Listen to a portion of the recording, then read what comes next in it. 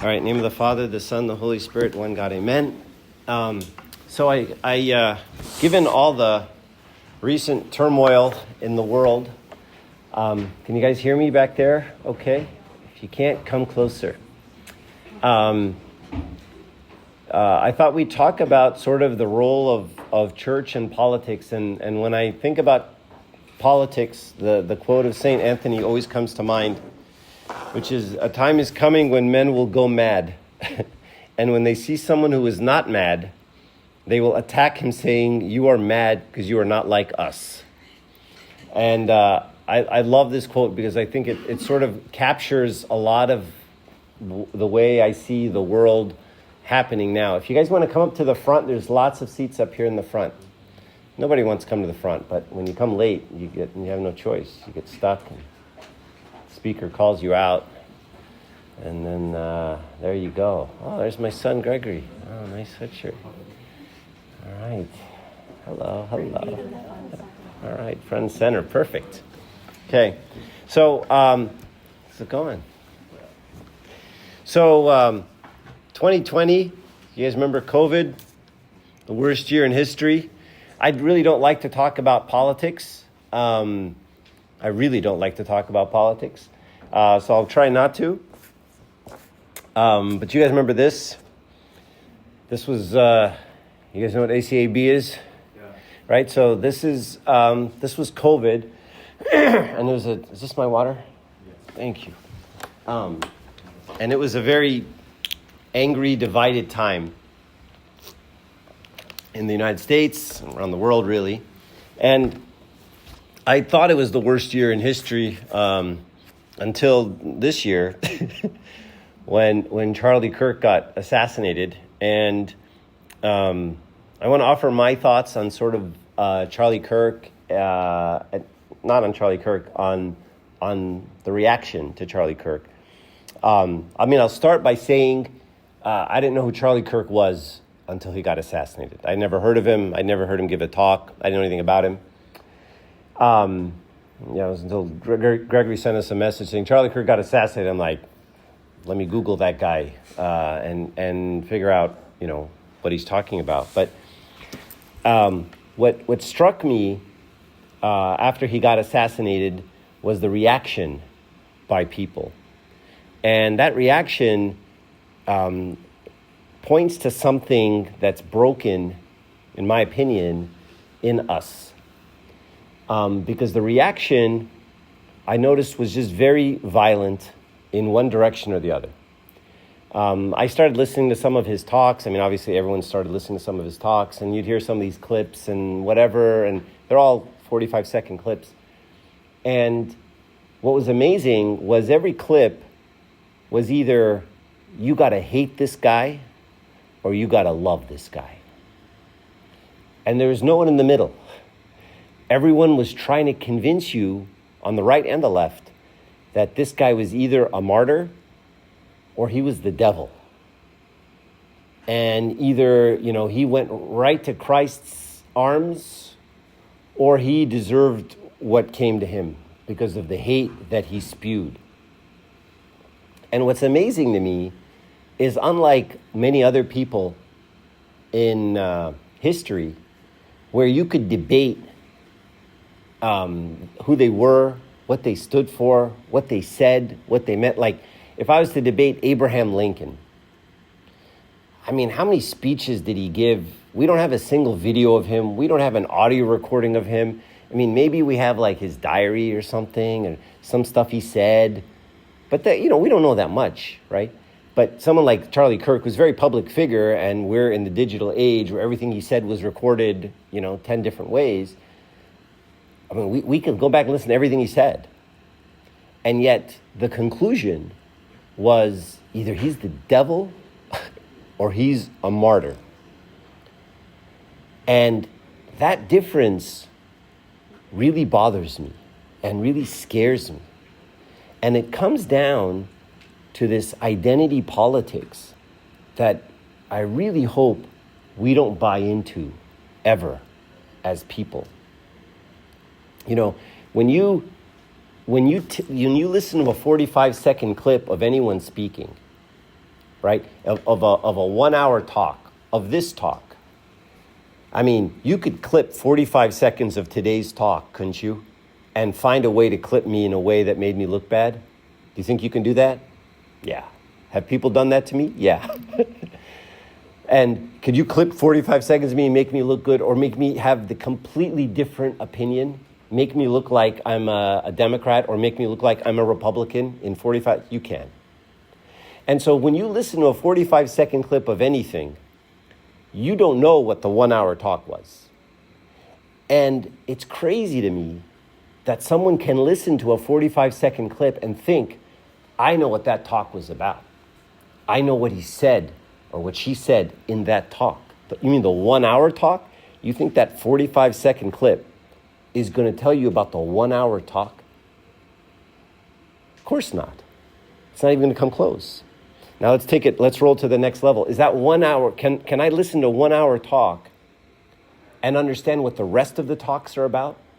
Like, do you think I can listen to one of Charlie Kirk's 1 hour talks and know the kinds of things he says from one hour talk that he gave to a specific group, whatever, a group of guys, a group of women, a group of liberals, a group of conservatives, a group of, right? There's differing audiences. And so even if I took one of his 1 hour talks and I listened to every word and I played it on half speed and I played it twice, do you think I know what he's going to say at his next talk? Not even close. Let's take another step. What if I listen to every talk he's ever given in his whole life? Do you think I know who that man is? Do you think if you listen to every talk I gave, do you think you know who I am?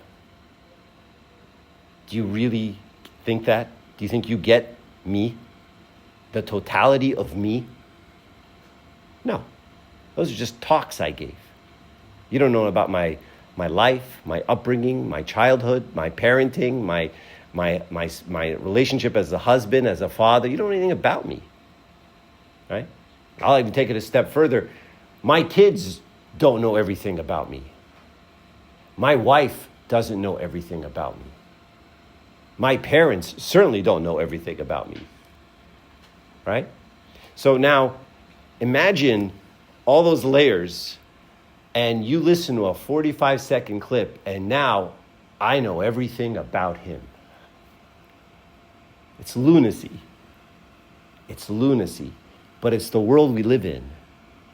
And not only do I know everything about him, because I know everything about him, I'm now in a position to judge him thoroughly, unequivocally, confidently, angrily, aggressively. And I can judge either a saint or a sinner. That doesn't matter. Who cares? But the fact that I can do either one, again, it's crazy to me. Right?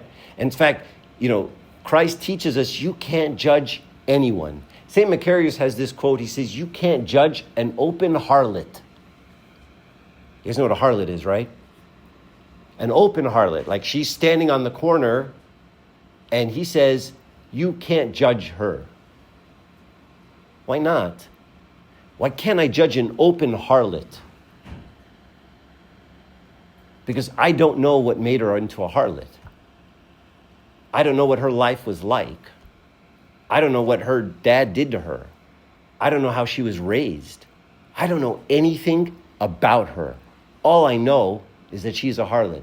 And that's not enough, says St. Macarius, to judge her. So when I start to see the reaction and the way in which people so angrily either wanted to condemn this guy as the devil or praise this guy as a martyr, it really frightens me because it's reductionist. And unfortunately, this is what I'm seeing in a lot of experiences with people. It's reductionist, right? In fact, today, I don't want to call out who it was, but someone, I said, I think I'm going to talk about Charlie Kirk. And someone said, what are you going to say? Right? And without saying it, what they really were asking me, like, are you pro or con? Is he the devil or is he Jesus? Because those are the two options. Which side are you on? Which side are you going to take? Which side are you going to try to convince me of? Which means if you're on that side, then you're against me. Then we are against each other. And this ultimately is the most dangerous state of the human being, which is us and them. Us and them. And you can cut it any way you want. Man, woman, gay, straight, left, right, Democrat, Republican, Orthodox, Catholic. I was joking around with some of the people here earlier. In Ireland, back in the 80s, there was Irish Catholics and Irish Protestants. And do you know what Irish Catholics would do to Irish Protestants? Bomb them. You're Catholic. You're a Christian. And you're like, I don't like Protestants. They're wrong. I know what I'll do. I'll kill them in church. And then the Irish Protestants, you know what they would do to the Catholics? Bomb them. I mean, you see, we're in crazy town, right? You're both Christians, you idiots, right? You're both Christians. Jesus said, don't bomb people, right? And now you're so religious that you're going to bomb the other guy. That's what happens when we allow us versus them. One of the organizations that I love so much that I'm sure many of you know about, Homeboy Industries, which is right here in LA. And if you haven't gone, you need to go. And if you haven't met Father Greg Boyle, you need to figure out a way to meet him before he gets canonized as a saint. But one of the quotes that he has, one of his mottos that he puts on T-shirts and sweatshirts, know us and them, just us. Just know us and them, just us. And if you don't know what this organization does, it rehabilitates gang members. And if you ever want to talk about an us versus them situation, just try being a felon, an ex-felon, or a felon, and watch the us and them happen for the rest of your life. You're them. And so as soon as we can reduce a human being with all of their complexity, with all of their history, to a question, are you for Charlie Kirk or against him? Are you, and I was talking about this earlier, are you pro-vaccine or are you pro-vaccine or anti-vaccine? Really? You're going to diagnose me? You're going to figure me out? You know everything about me because I'm a pro-vaxxer or an anti-vaxxer? Are you really going to do that? Can you reduce a human being, and that's the word I'm going to use, reduce a human being to, are you with vaccines or against vaccines? That's called identity politics. My identity is in my politics. And the reason it strikes such a chord is because it's messed up. It's not human. Because when you put your identity in anything other than I am the Son of God, that is your only identity. As soon as your identity is anything other than that, you have a big problem. You have a big problem, right? This is why we reject I identify as, a male or a female. I identify as gay. My sexual orientation is who I am. No, it's not. I don't identify as an archdeacon, in case you're wondering. I don't identify as a father. I don't identify as a husband. I don't identify as an accounting professor. I don't identify as any of those things. I identify as the Son of God. That is the only thing I am. I am nothing else. All that other stuff changes. And some of you have now experienced your parents going through crises. Why? Because I identified as a mom my whole life, and now my daughter and son have left the house. And I am freaking the heck out. What am I if I'm not a mother? What am I if I'm not a father? And when your parents get older and they retire, what am I if I'm not a doctor? What am I if I'm not employed? What am I? My whole life has been this job. That's what I am. And then I retire. And you all know what happens to people when they retire, right? Their life goes downhill very quickly. Most people, when they retire, don't live long, don't live happy, because everything they were was this job. So the point I'm trying to make is, it's an illusion of Satan to identify as anything other than the Son of God. And so identity politics becomes extremely dangerous because now you're identifying with a political party. Sorry, how dumb are you? That's who you are? I'm a Democrat. I'm a Republican. That's it? That's it? You're that shallow?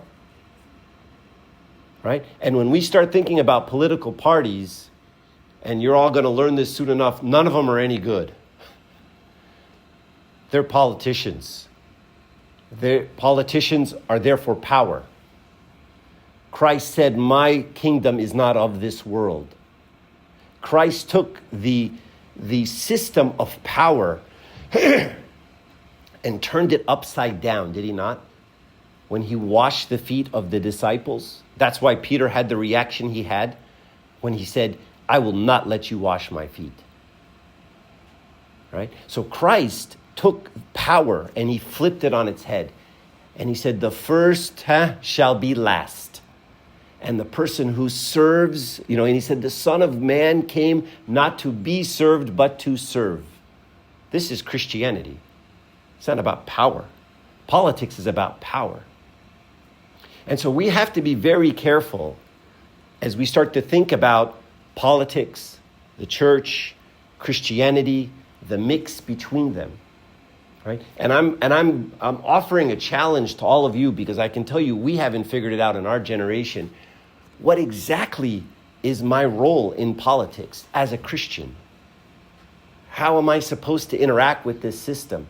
Because it's kind of weird, right? For the first 2,000 years of Christianity, there's no democracy, right?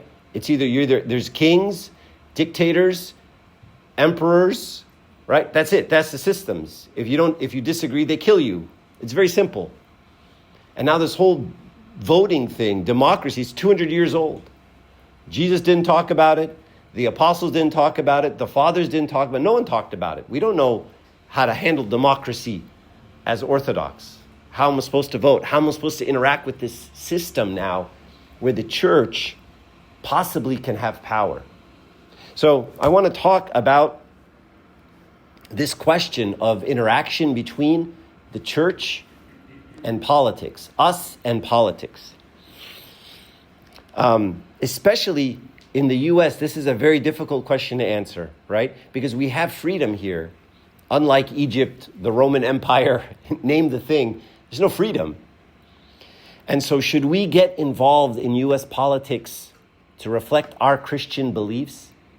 Is that what we're supposed to do? Question. Should we get involved in U.S. politics to protect our interests in Egypt and our homeland, Armenia, Russia, name the country that we came from? Are we supposed to do that? And these are big things, and who should take them on? Should the church take them on? Should the church get involved in politics? Should the Pope, the bishop, tell us who to vote for? Should they be issuing political proclamations and saying, if you're part of the Coptic Orthodox Church, then you should vote this party or on these propositions? Should that be the role of the church? And is there a difference between the role of the church and the role of a Christian? And these are all questions. I don't have answers. I'm hoping you guys think more thoroughly through these things than we have. Right? Because we've mixed them all up. In the United States, it's very mixed up. And I want to talk about the United States very quickly. The United States is a very unique place. Right? The United States was formed by Christians with a Christian belief. And, we have In God We Trust, we have the Pledge of Allegiance. It's a Christian country. It was formed that way. And if you go back to history, you all remember history, right? This idea of manifest destiny. You guys remember manifest destiny? Who studied manifest destiny in high school? What does that mean? That's the belief that God wants us to go from the East Coast to the West Coast. You think that's what God wanted? God's like, you guys got to kill those Indians and get them out of Arizona and Texas? But that was the belief.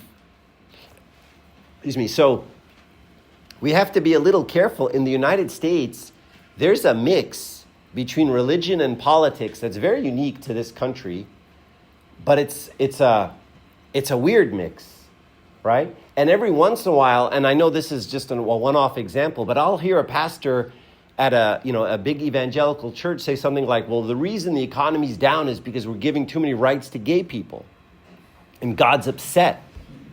Now, I know that may sound funny, but there's a lot of people that believe that. And the reason they believe that is because to them there is a mix between politics and God. God and politics mix, right? And once we have that mix, and our founding fathers are very careful, separation of church and state. However, there's a lot of people that don't believe in this separation. And so in the United States, we have a difficulty because our morality and our laws commingle, and they really shouldn't. I'll give you an example. When they legalized marijuana.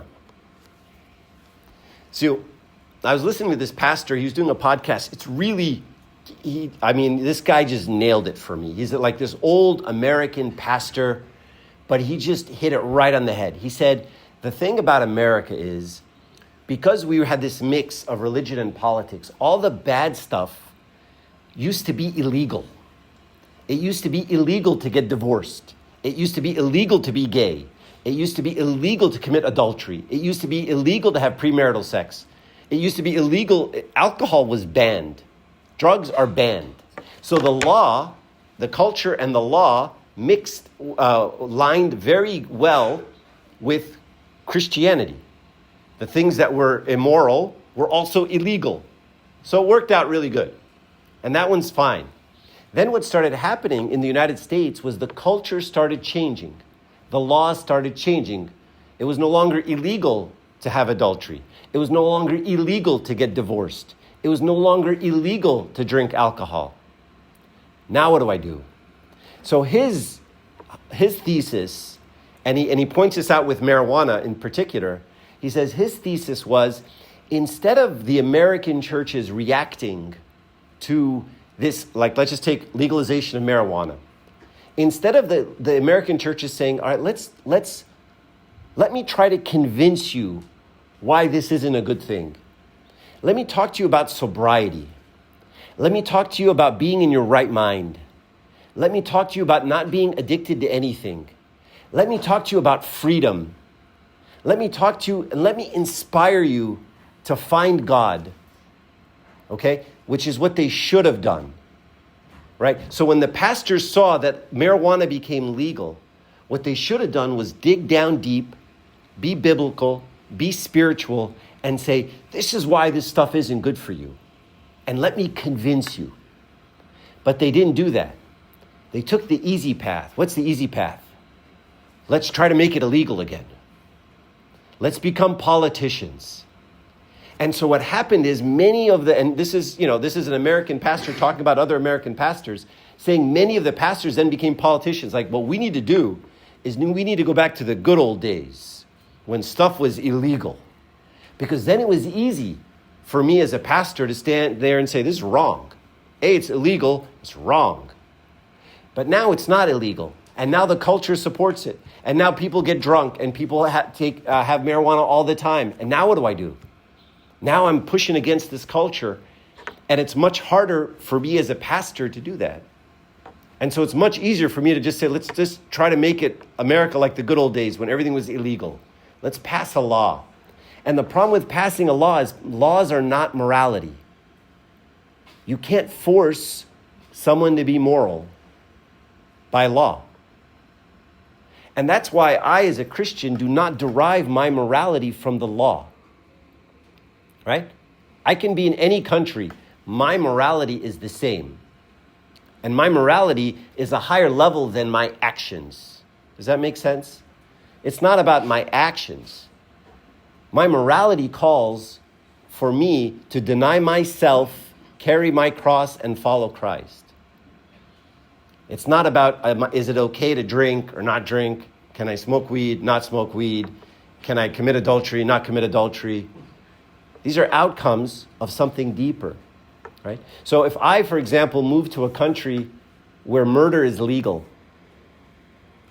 Am I allowed to murder? I mean, let's just make it real simple. No, but it's legal. Who cares? That's not my morality, right? In this country, I can get drunk every day of the week. As long as I don't carry an open container on the street, I'm fine. And don't drive a vehicle, right? In fact, in this country, I can hate you. I can hate you. And as long as there's no assault or battery, that's fine. No problem. And I can judge you. And as long as there's no assault or battery, that's fine. So my morality, if I go with the law, I can hate all kinds of people. I can judge all kinds of people. I can be drunk all the time. I can sleep around with everybody who's over 18. I can do whatever I want. My morality does not come from the law. Make sense? So as a church, our role is not this interference in the laws. The laws can be whatever the laws are. You know, in Egypt, you can marry 4 people. Okay, that's nice. And we don't go try, as cops, we don't try to change that. We're like, yeah, they want to marry 4 people. That's civil law. You can marry whatever you want. You go marry a camel for all I care, right? But in the church, we don't marry 4 people. That's not how we view the relationship between a man and a woman. A woman is not one of many things that a man can have. That's not, the man dies for his wife. The man sacrifices for his wife, his one wife, right? So we don't go and try to change that law in Egypt, do we? We're just like, all right, knock yourself out. Marry 4, you can marry 40. Knock yourself out. Our laws are different. Our laws are above that. So when we think about the church, first of all, and I'll say it as clearly as I can, and this is something Ambassador says all the time, the church and politics don't mix. Churches have no place in politics. Politics have no place in churches. Church has one objective: to bring me into a loving relationship with our Lord Jesus Christ, and to bring me to a life of repentance, and a life of holiness, and a life of denying myself, carrying my cross, and following Him. That's the church's job. It's got one job. And the church really has no place, no home, right? You know, we say there's the Orthodox Church in America, and the Orthodox Church in Greece, and the Orthodox Church in Russia, and the Orthodox Church in America, and I already said that one, the Orthodox Church in Egypt, the Orthodox Church in China, name the whatever. But the key is, it doesn't have a place. Our kingdom is not of this world. We don't try to make any country into heaven. It's not going to work. You're not going to convert a country through law into heaven. This is a corrupted place. This world is a corrupted, broken place. When sin entered the world, death entered the world, disease entered the world, corruption in the world, I'm not going to fix this place. That isn't my objective. My objective is not to fix this place, certainly not by passing laws. It's not going to work. Because if you force me to be moral, then I'm not moral. Does that make sense? The whole point of being moral is I have to choose it. If it's not my free will, I mean, Christianity is a religion of free will. If it's not my free will, then what is it? You're just going to pass a law. You're going to arrest me if I do the wrong. Okay, then I won't do it. But I'm not doing it because I love God. I'm doing it because I don't want to get arrested. That's not morality. That's not Christianity, right? And just because I have a Christian action doesn't make me a Christian. As Christians, I want you to learn about who Jesus Christ is. I don't want you to act like a Christian and pass a law and make you act like me. That's not my objective as a Christian, to pass laws and mandate morality actions. My objective as a Christian is to teach you who Jesus is, who Christ is, and tell you about Him. And then you can do whatever you want. You and Him, you guys figure it out. I'm not going to impose a way of action on you. Does that make sense? So all of us are sojourners on this world. And really changing the world is a very nebulous thing, a very tenuous thing to try to do. Right? So like, you guys have all been on vacation. Anyone here ever been to Mexico? Mexico's a mess, is it not? Right? You get out, as soon as you get to land in the airport, you start driving, there's potholes everywhere, the electricity cuts out, people are, corrupt, and the politicians are corrupt, okay? And you're going to Cancun for 5 days, right? You just want to sit by the pool, sneak a margarita when your parents aren't looking, right? And you just want to, relax. How many of you, when you go to Mexico, think, I need to get elected into the Mexican parliament and fix up this corruption? We got to fix these potholes. We got to get the electricity running. We got to fix this place. You're like, bro, I'm here for 5 days. I'm going to relax. I'm going to hang out at the pool. I'm going to go to the beach. And then I'm gone. I'm going to get on my plane and I'm going to go back home, right? So in the liturgy, we say that we are sojourners on this earth. What is a sojourner? What does that word mean? Traveler, visitor, tourist. You're a tourist here. So you come here, you're just a tourist. You land, you live for a few years, and then you die, and you go back home. That's it. So this world isn't our world.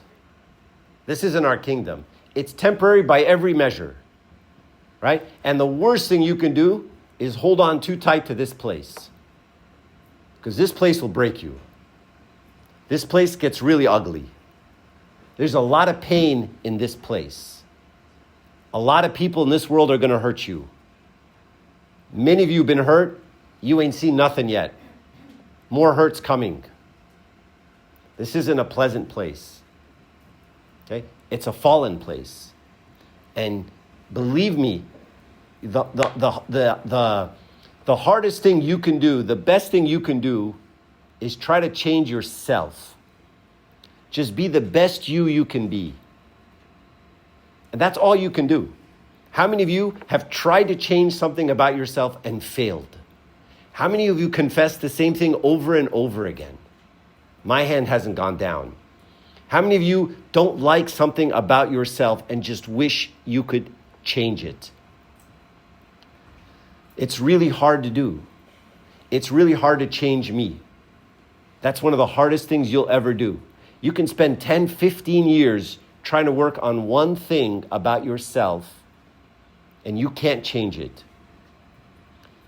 And you can't change another person. That's ridiculous, right? You can't even change yourself. You're not going to change another person, right? And if you don't believe that, go ask your mom. Say, Mom, have you been able to change Dad? And you'll say, "La, zay maho wazift." Right? He's the same man, and nothing I can do to change him. Right? For 30 years, I've tried to change that man. No luck. Right? And then, people here in college campuses will tell you something really crazy like what? Go change the world. Now it's just ridiculous. Now you're just in la la land. You ain't changing the world, bro. You can't even change you. You can't even change you. Right? And so what we try to do through politics is we try to change the world because I can't change me. Because it's really hard to change me. And changing me sucks because I have to face myself in the mirror and I don't like who I see in the mirror. So you know what I'm going to do? I'm going to change him. I'm going to change her. I'm going to change the Democrats. I'm going to change the Republicans. I'm going to change somebody else who's what? Not me. And as long as I can focus on someone else that's not me, I'm very happy. So this kind of ostracizing of people, this is the danger, right? And this is the, kind of bringing it back to this, the firestorm that became Charlie Kirk and the aftermath of what happened. It reached a point where people lost their humanity towards other human beings, right? When you can reduce a person to, are you pro-vaccine or anti-vaccine? Something stupid like that. And that's your question. And you can reduce a person to that question. People reduced Charlie Kirk and everyone and the others to that. And so the things that really bothered me was a few people on the left that said, crazy things. He had it coming. He deserved it. That's shocking. That's shocking to me. That should never be said. But I'll tell you what also should never be said is when all the posts that I saw that said, look at the left. Slow down. Look at a few people on the left. 1,000 people, 10,000 people on the left, whatever. That's not the left. Do not extrapolate a few humans who are crazy to say things like that and say that's the left. Don't ever do that. That's the way you demonize people. That's us versus them. And I'm sure if someone assassinates some high-profile Democratic figure, they're going to say, look at all the people on the right. Look at those Christian conservatives who call themselves Christians. They're killing people. No, they're not. One guy did. We can't extrapolate to populations. Okay. So the first thing that bothers me is that loss of humanity. And once I can make another person less than human, we've really lost the battle. We've really lost our humanity. One of the things I saw that just bothered me and made me so sad was at Charlie Kirk's funeral, there were people outside with nasty signs about him. They're protesting a man at his funeral.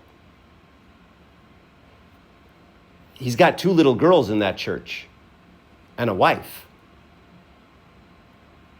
You've lost your humanity. What is that? You're not a human anymore if you can do something like that. You must not think these people are human. You've dehumanized themselves, and in the process, you've lost your own humanity. I really had wished that somebody, some famous person from the left, I don't know, someone from Hollywood or a politician, had gone to that funeral, went outside to the protest and said, everybody go home. This isn't the time to do that. Some adult needed to show up and say, kids, go home. This isn't okay. You don't do this at a man's funeral, ever. I don't care what he was. I don't care if he was Judas. You don't do this at a funeral. That's not appropriate. But the reason people got to this point, the reason somebody can say he deserved the bullet, the reason people can get to that is because we've dehumanized people, we've deconstructed them, we've demoted them from human beings to ideological politics, identity politics. Are you this guy or that? Are you left or right? Are you gay, you straight, you pro-vaccine, you anti-vaccine, or some stupid issue? Are you pro-abortion or anti-abortion? What, you're going to know something about me by how I answer that question? Okay. So then what's the mission of the church? We bring people to Christ. Anything outside of that is not the mission of the church. We are not a social organization. We are not an athletic organization. Sorry for all the basketball players in here. The Coptic League. I mean, in Coptic League's barely Christian anyway. You know it and I know it, so let's just, call it like it is. There's a lot of atheism in the Coptic League, unfortunately. And we are not a political organization. Yeah, I see you back there. I know. He's actually really good. All right. And so we don't measure our success as a Christian organization by our lobbying efforts, what laws we get passed. Did the Republicans win or the Democrats win? That's not how we measure the mission of the church. I don't lose sleep when one party or another wins or loses. I couldn't care less. That's of the world. That's not my prerogative. My prerogative is to love people like Christ loved them. Radical acceptance of people in the state that they're in. All right. I'll stop there. Does anybody have any questions or comments or criticisms? I will add, if you are going to ask a question, please be professional and mature and not angry and crazy.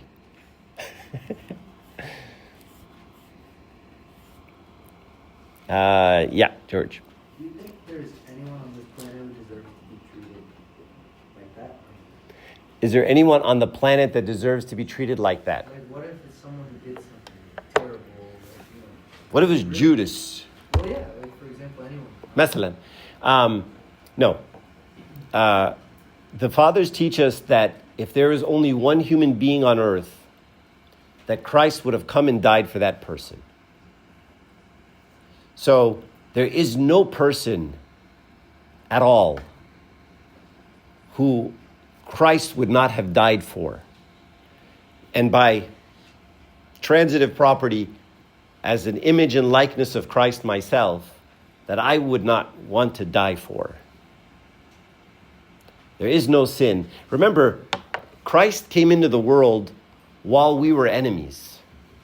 While there was an animosity between God and man. There's an enmity between God and man. We say this in the Gregorian liturgy.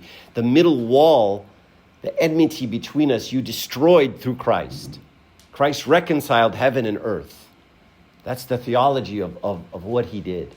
But he came when we were still in darkness and really against him. And he still loved.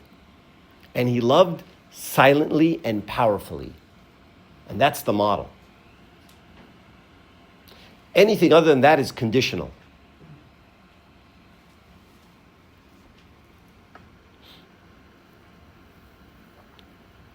Oh, you had a question, sorry. Yeah, I was going to say, can you elaborate or define the blue text on your slide? Because then how do we know if Christianity is prospering if we don't care about stuff like you said, like the law, who becomes president and all that? Then how do we know if Christianity is moving forward or backward? So the question is how do we know if Christianity is moving forwards or backwards if we don't care about the president? That's because I don't measure Christianity by the president. I measure Christianity by the fervor of the people in the church. How much do they repent? How much do they love each other? How much they handle the weaknesses of other people? That's the measure. How much are they like Jesus? That's the measure, right? So, like I said in this last bullet, if I have a small, tiny little church and all those people are denying themselves and living in brotherly love and tolerating the annoying other people, that's way better than some big political powerhouse that, the congressman comes to and the mayor comes to and the governor comes to because they're just coming to get votes. You know that, right? And so, unfortunately, politicians are politicians. That's their job. And I'm not judging them. That's what they need to do. They're politicians. They're trying to get as many votes as possible. So I will say whatever I need to say to as many different kinds of people that I need to say to get a vote. Right? So I don't measure the state of the church. I mean, if I did that, then Egypt is a mess because they're still Muslim. Right? Then they're failures. No, they're not failures. Of course they're not failures. That's not how we measure. There's great saints that came out of Egypt, and the country's still Muslim. Okay, no problem. Right? But what I would hope is that's not how I measure. But I would measure it is if one person in the church and loved their Muslim neighbor, and that Muslim neighbor saw Christ in that person. And even if they didn't become Christian because they would get arrested if they did, but even if they just felt something and said, you know what, something about that guy, something about her, they have a love that isn't there, then that's successful. Like, I'll tell you a story about Abunam Shoy Kamel. You guys know about Abunam Shoy Kamel? He was a saint. He was canonized as saint. He was a priest in Alexandria. He passed away in 1979, fairly recently. I actually met him. I was a little kid, but I have a picture of me sitting on his lap. That makes me famous. But at his funeral, he's a Coptic priest in Alexandria. At his funeral, there were more Muslims there than Christians. And then all the Christians are like, hey, you're Muslim, bro. Why are you here? And then the stories started coming out. And all these Muslims started telling stories about all the stuff he did for them. He didn't distinguish between Christian or Muslim, right? You want to talk about measuring success? There it is, right? At this guy's funeral, more Muslims were there than Christians because of all the love they saw in him. That's success. Was Egypt still Muslim? Yeah, Egypt's still Muslim. Is the president Muslim? Sure, no problem. Right? So I don't want to get tied up in which party's winning and I also don't believe one party is the party of God. I think there's good and bad in both parties. Absolutely. Just like there's good and bad in all people. And that's why Charlie Kirk is not the devil or Jesus. He's a little bit of both. Just like all of us. Yeah. How should we be responding / interacting with people who have more secular opposing views to us, especially around UCLA, because it's very common here. Kind of like that, especially they're kind of asking us, asking opinions or views, or trying to assert those to us. So, my measure as a Christian is not my ability to change someone's political view. That's politics. And I believe Christians can be Democrats or Christians can be Republicans. Okay? So I'm not all tied up into which party is doing what or anything. And that doesn't really affect me. So what I would say is there's a wisdom into when you engage with people. And, there's a great quote I love, and it says, at some point, you have to know when to stop arguing and just let people be wrong. And sometimes I don't like to talk about a lot of controversial issues, because in the end, all that happens is my blood pressure goes up, I get pissed at you, I put you on a side because, we're not close anymore, okay? Because you're from that side. And nothing gets solved. Nothing gets solved. All that happens is two people who used to be friends now hate each other, which has happened a lot in a lot of churches, by the way, over Charlie Kirk. And so many youth have come up to me and said, I can't even talk to her anymore. I can't believe she took that side. And we've been friends for 20 years. This is ridiculous, right? And nothing gets solved. Guy's still in the grave and, So what I would say is there's a wisdom to knowing when to engage and who to engage with, right?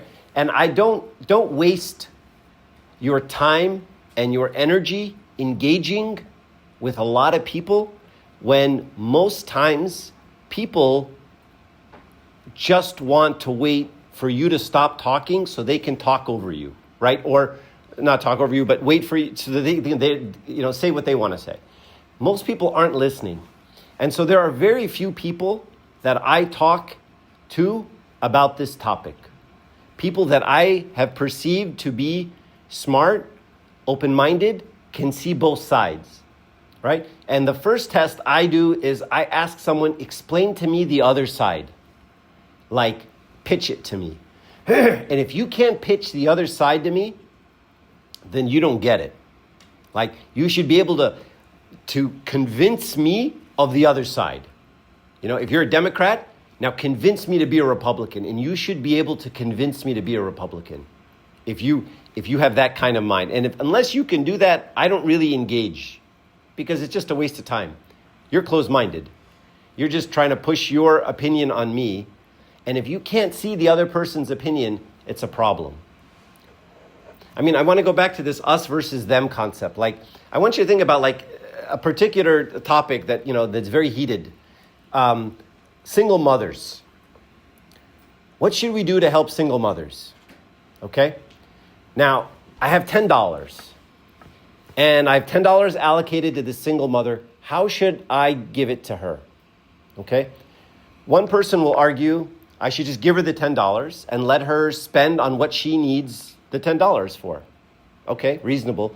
Another person will counter and say, well, yeah, but you know what? Maybe she'll buy drugs, maybe she'll make bad decisions, maybe she'll do whatever, and she'll burn the $10.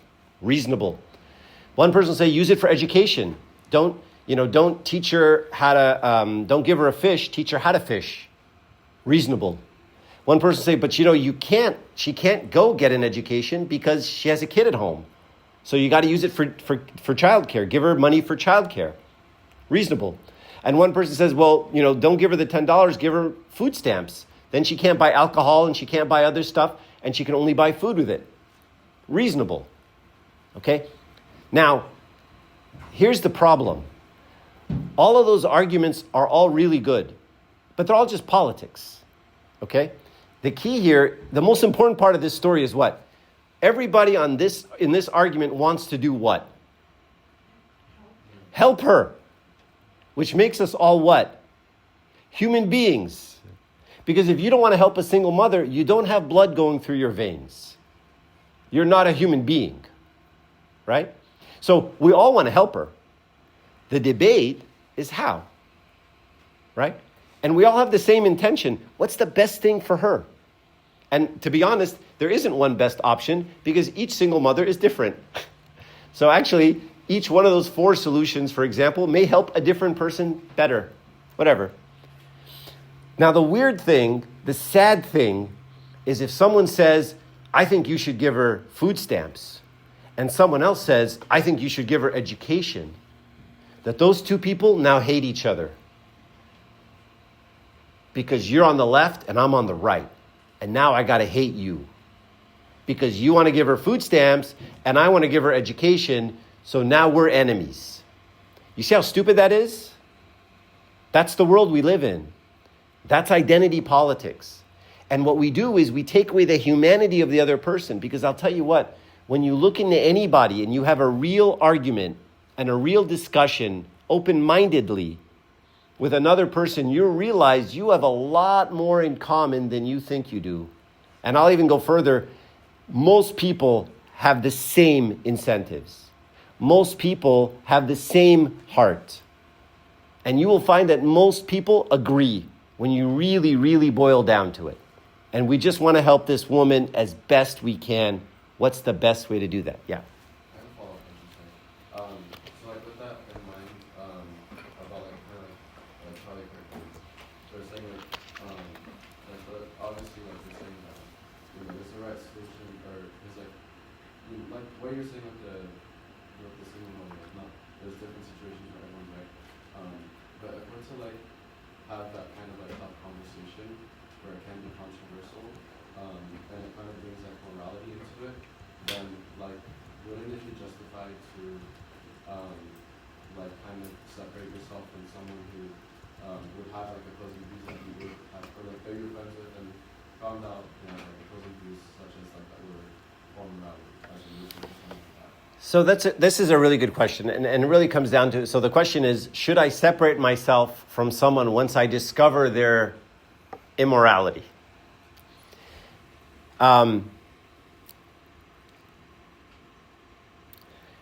So first problem, you're immoral too. Right? So when I discover someone else's immorality, hopefully I have an eye on my own immorality. Otherwise, it's very judgmental for me to judge their immorality more than my immorality. Second thing is, I would say it really depends. It depends, and there's a wisdom and a discernment here that you have to have. So the first answer at the highest level is absolutely not. Christ said, be the light of the world. Not light of the church, not light of my youth group, not light of the Coptic club meeting, right? Light of the world. What's in the world? Darkness is in the world. And that's the whole reason you got to be light, because there's darkness. So he told us to be light in the world, which means I have to be in the world. I cannot be separated from the world. And you want to go back to what's my best measure of the church? It's how much light I put into the world, not into my community, just my community. So I would say, no, my job is to be the light of those people, to engage with those people, to be there for those people, support them, love them, even as they fall and stumble, just like they're loving me as I fall and stumble. Now, where's the discernment come in? Say I'm a recovering alcoholic, right? I'm 54. I've been an alcoholic. You know, when you're an alcoholic, you're always an alcoholic. In case you guys don't know, that's how this works. That's why don't drink too much in college. Trust me, it doesn't go well, right? I know many 40-somethings, 50-somethings who identify as an alcoholic, haven't had a drink in 25 years. And if you ask them, what's your status? They say, I am an alcoholic. Because if I have a drink, I will be drunk for the next 3 months straight. That's who I am.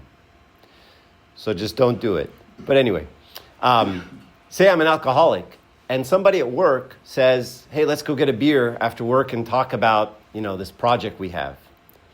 Let's go to the bar. If you got to be wise and say, you know what, I don't think I should go to the bar. Because if I'm sitting there and I'm going to get water or a Coca-Cola and everyone around me is drinking and I know I've got this problem, it's not smart for me to be at a bar. So I'd say, let's go meet at a Starbucks.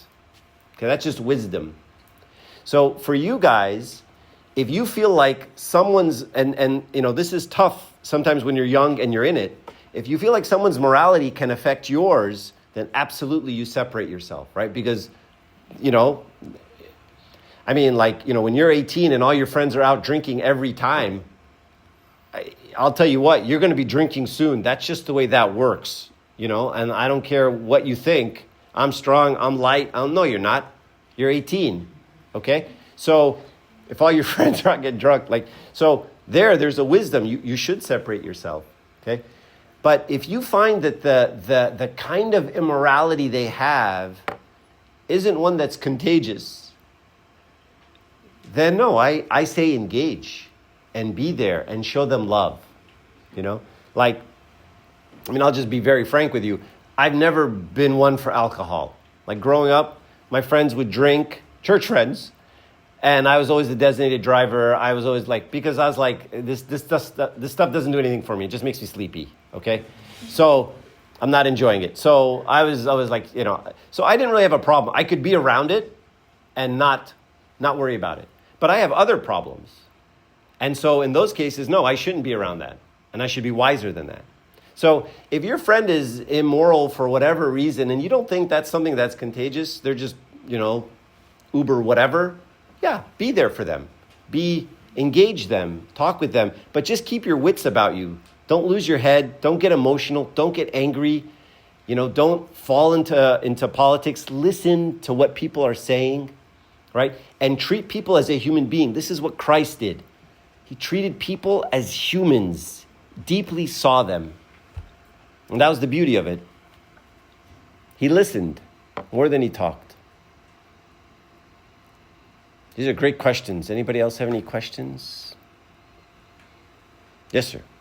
So why is it that Christianity is so mixed in with U.S. politics than with other countries and other governments, and that's not the case? Why is it so mainstream here and such a big topic here, but then you go elsewhere, it's not really talked about as much? I think it's just the history of the United States, right? Because it was formed as a Christian country. This country was formed as a.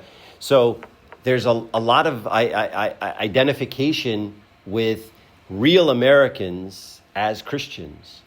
And so then you have this massive population now that says, well, we're not Christian. What are we going to do about it? And to be fair, in the early days, those people were oppressed by the Christian majority. They just were, And now it's like we want our rights and we want this and we want that. So I think it's just sort of the history of it.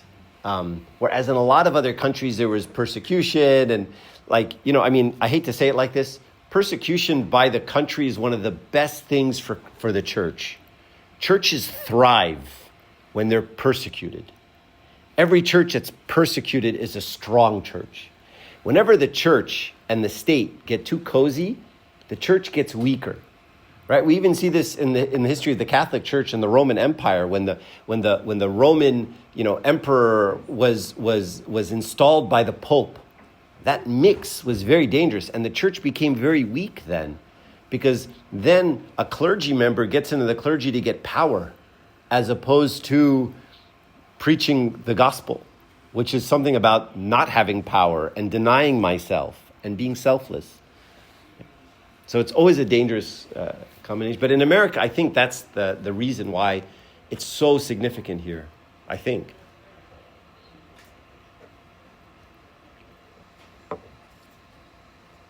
You guys are great. Does this many people always come? There's a lot of people. You're a celebrity. Crazy. Any other questions, comments? Yes, sir. So, is it never a right time to preach? What's the question? Is it never a right time to preach? Because what you're saying is I should just focus on myself.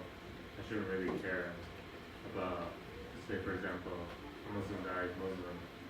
So when is preaching a good thing? When is I tell my Muslim friend that Jesus is the right way?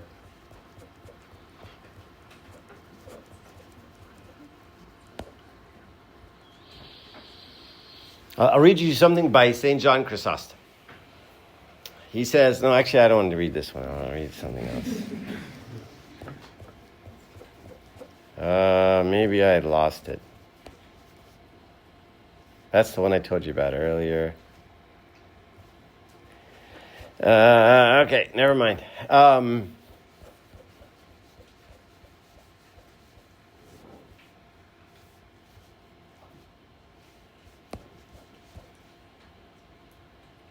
Okay, I'll read you this quote by Metropolitan Anthony Bloom.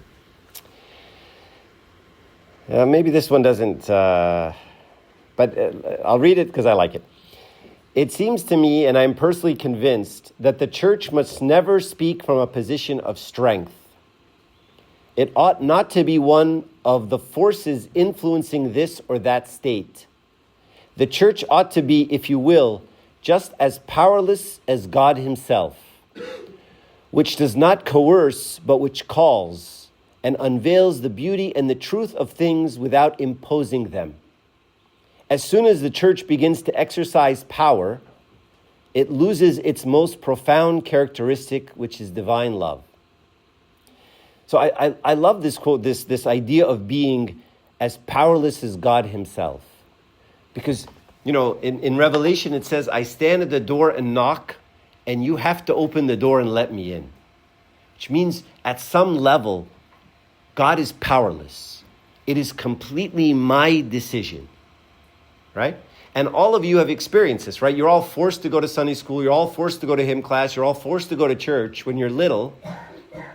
And then you become adults, right? And now you're all adults. And now it's like, this is something you choose for yourself. And nobody can make you choose it. You have to choose it 1,000%. Okay? So going back to your question, the question was, when do I preach to my friends? I would say, and this is the quote I was looking for, St. John Chrysostom also says that there would be no need for words if our sermons were actions. And Abu Nabshoy Kamil, the saint, said the same thing. He says, people have heard about Jesus enough.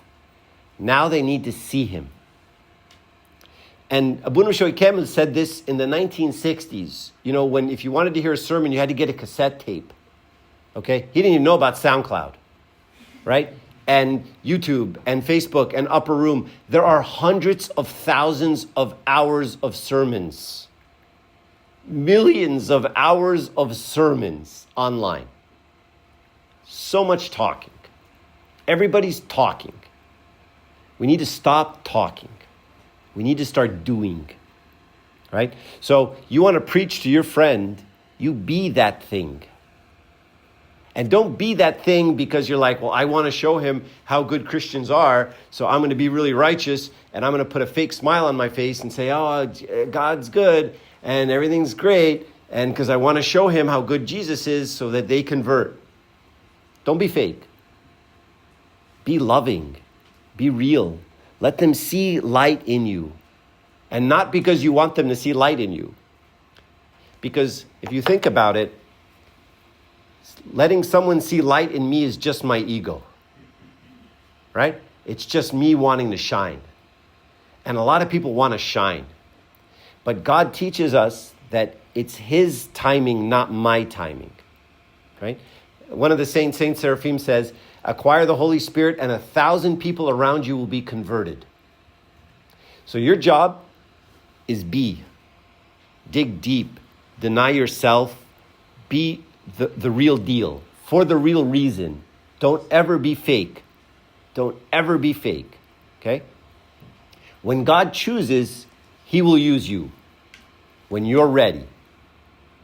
And you may not even know he's using you, by the way. You may not even be aware of it. Okay? But sometimes I want to be used. It's kind of like, let me in, coach, right? And coach is like, yeah, but you suck. I can hit threes. No, you can't, right? But we think we can hit threes.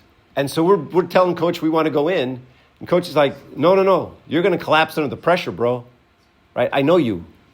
So sometimes it's our own ego that says, hey, I want to convert people. I want to preach. That's me choosing the way God uses me. I don't get to choose that. God chooses that. Right? So my job is to be the best me.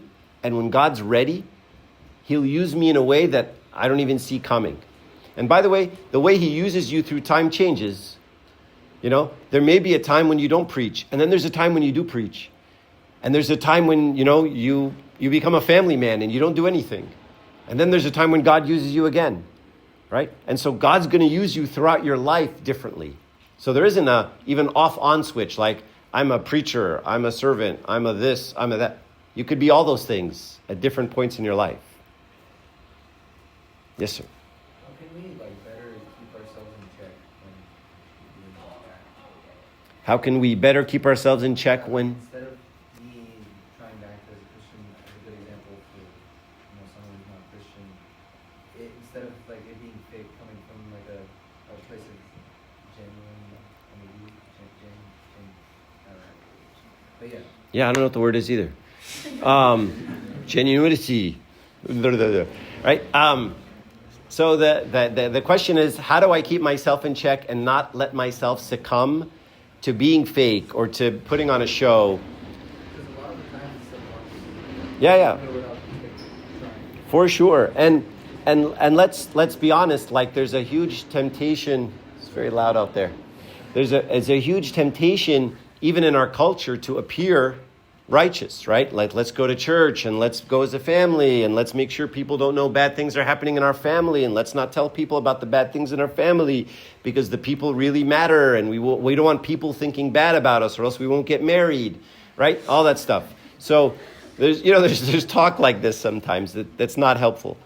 The first thing is to be keenly aware of it, right? Keenly aware. What am I doing and why am I doing it? Why did I say that? Why did I act like this? Right? So you always want to be Jesus said, do not judge, but it's okay to judge yourself, right? And it's okay to be very hard on yourself. Be very hard on yourself.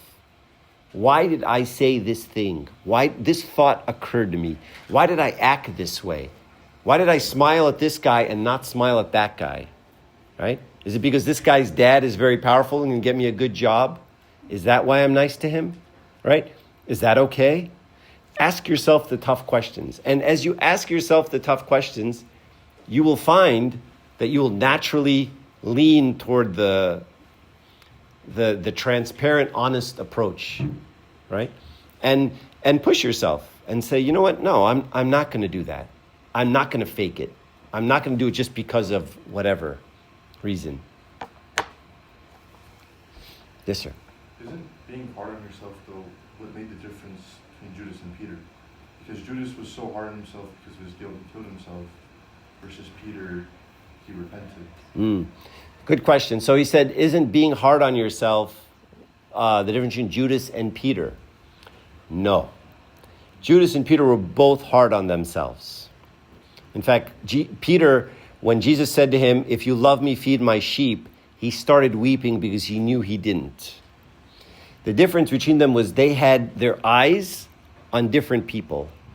Judas had his eyes on himself, and he disappointed himself, and he felt bad about himself.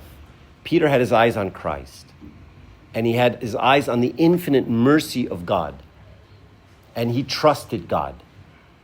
Judas trusted himself, and he let himself down. I mean, sometimes and this is a really good point. When I said be hard on yourself, you have to be very careful, because sometimes we're hard on ourselves because of our egos, right? So when we say something, some of you guys are going to mess up really bad. All of you probably, right? Including myself.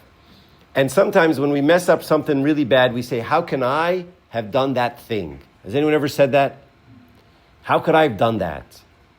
Now I want you to think about that question very carefully. How could I have done that? Why? Why would you say that? Because I'm above that. I'm better than that. Are you? Shouldn't the more humble thing be, well, of course I did, but God is good, and God will cover me, right? So instead of making it like I'm disappointed myself and about me, look into God's eyes. How does he see it? And make your repentance between him and you, and accept his mercy, and then move on, and not dwell on it so much. Judas didn't do that. This is blowing hot air right on me. It's driving me crazy. I'll move over. Anybody have any other questions? Yes? So aside from like our country politics and stuff like that, how do you suggest we navigate things like politics in our own church? Because I feel like we have a lot of like traditions and just things that can get in the way of like our own relationship with God. So how do you suggest we kind of navigate that and push that aside, also kind of focus on Jesus and like So the question is, okay, that's politics in the world and America, but how do we deal with the politics in our own church? So I guess I don't know, did you mean, you said traditions, but did you mean politics in the church, or what did you mean exactly? navigating the difference between what is like cultural and then what is like biblical? Yeah, that's a good question. So I guess to that end, that's a perfect segue. Embasarapion, about 2 years ago, started a department. Gregory's actually wearing the shirt. A department called the Department of Church and Culture in the diocese. And I serve in that department. And one of the ideas behind this department is to help us disentangle what is church from what is culture. And it's perfectly natural that culture mix with church in every country. So in Greece, the church looks Greek. In Ethiopia, it looks and acts Ethiopian. It uses Ethiopian customs and Ethiopian culture. It's part of the church. That's fine. In Egypt, it's Egyptian culture, part of the church. The problem is when I mix those two things. And it's a very difficult problem because if you think about it, never in the history of the world has a church that's been in one country for 2,000 years moved. And it just moved at the speed of an airplane, right? And just transplanted. And so now we're in America. It's never happened before, right? And so it's throwing everybody because everyone's like, well, wait, is that Egyptian or is that Orthodox, right? And so Embasarapion is very big on saying we need to be very Orthodox and very American. And we need to love our country, and we need to engage in our country. And we can't think Americans are the demons, or Americans are bad, or, us and them, And we do a lot of us and theming with Americans, right? Not Americans, anyone who's not Egyptian, right, is a them. And we don't trust them, right? So what I would say is it's difficult because a lot of the people coming over are struggling with their own reconciliation between what was culture and what was actually orthodoxy.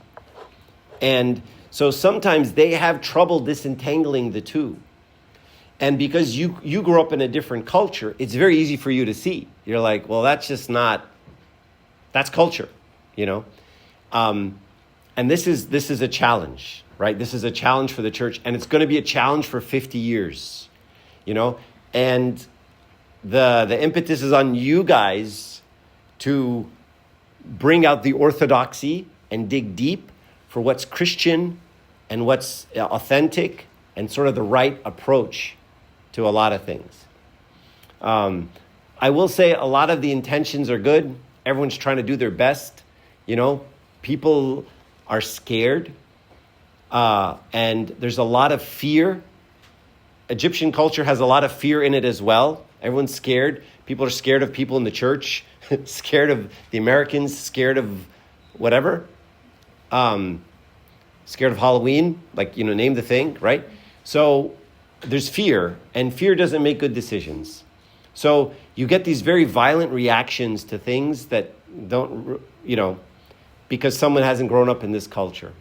So what I would do is I would dig deep personally and focus on your relationship with a spiritual father and the Eucharist and your own walk with God, right? And try to block out the noise, okay? It's just a lot of noise.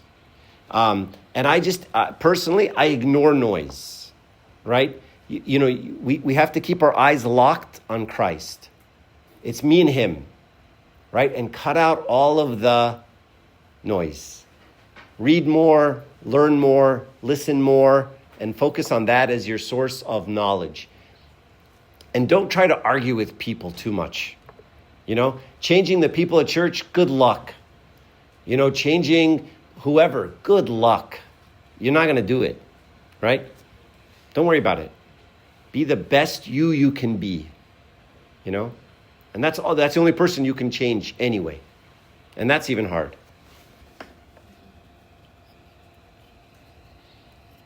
Good? You had enough? All right. And glory be to God forever. Amen.